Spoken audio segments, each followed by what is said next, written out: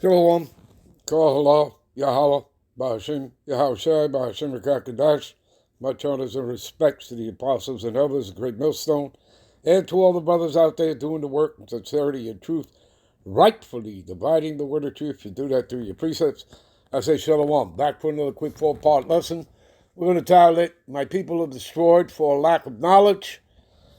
All right, and we're going to go to a video clip. We'll play it little bit, maybe 2 minutes and a half each time. All right, that should cover it. But let's get started here before we get to the video, the first clip.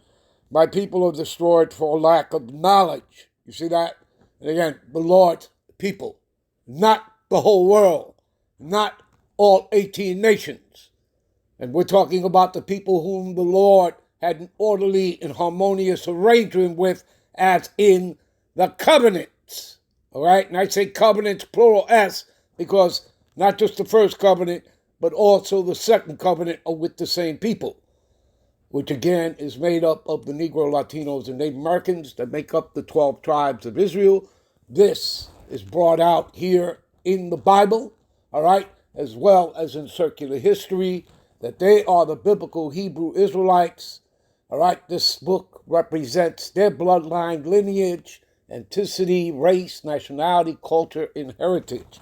Okay, so the Edomite scholars even knew that going back to the 17th, 18th, 19th century. Many books were written, they were suppressed, so you couldn't receive them in the libraries, of course. School education is not education, but indoctrination into Edomite supremacy. Anyway, so my people are destroyed for lack of knowledge. And because thou hast rejected knowledge, I shall also reject thee, and thou shalt be no priest to me. Seeing that thou hast forgotten the law of the Most High, I will also forget thy children. And basically this is talking about the 2/3, because only a 1/3 will return unto the Lord. As you read in Isaiah, 10, 20 to 22, okay? Only a remnant shall escape the clutches of Esau, Edom, all right, to escape Jacob's trouble, okay? You understand? Anyway, let's get to the video clip, all right? Give me a minute. All right, you're not the chosen people. Let's listen to Candace Owens. At this moment in time, at this moment in history, who God's chosen actually are. And it ain't the Polish Bibi Netanyahu. If there's ever been to me any person that I would say most clearly represents the synagogue of Satan, it would be that man, it would be that man, it would be that man. And by the way, I want to say this to you guys because many of you are waking up and you are perhaps on the same journey that I have been on for the last 2 years, looking around and going, what is this? Because I used to be a Zionist because I just never understood really what they were doing. I was baptized by, the public school, the public school education, which is teaching us nothing but to be brainwashed. Hollywood movies, which, like I said, made us always feel like no matter what, make sure you defend Jewish people. They could never do anything wrong. And what really became a turning point for me was recognizing that I didn't even know the beginning of the 1948 story.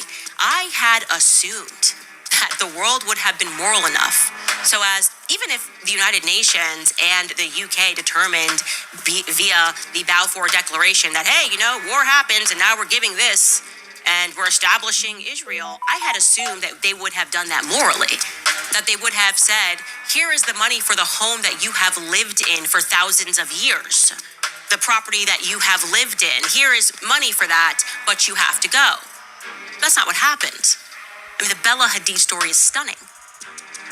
These people came on ships holding up signs about World War II saying, please, we're refugees, let us into your home.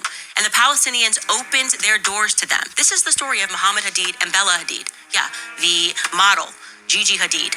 He was an infant. His mother had just given birth. They allowed these refugees, these Polish refugees, to live in their homes as refugees because they wanted to help them following a world war. And then one day, they came back to their houses, and the doors were locked. They came home, the doors were locked, and guns were being held, and they were told, leave right now, or some soldiers are going to come murder you. And just go through that in your head. Wherever it is that you live right now in the world, imagine your family has lived on that land for hundreds and hundreds of years. All right, give me a minute. All right, we'll end this here, and we'll be right back with parts 2, 3, and 4. Shalom.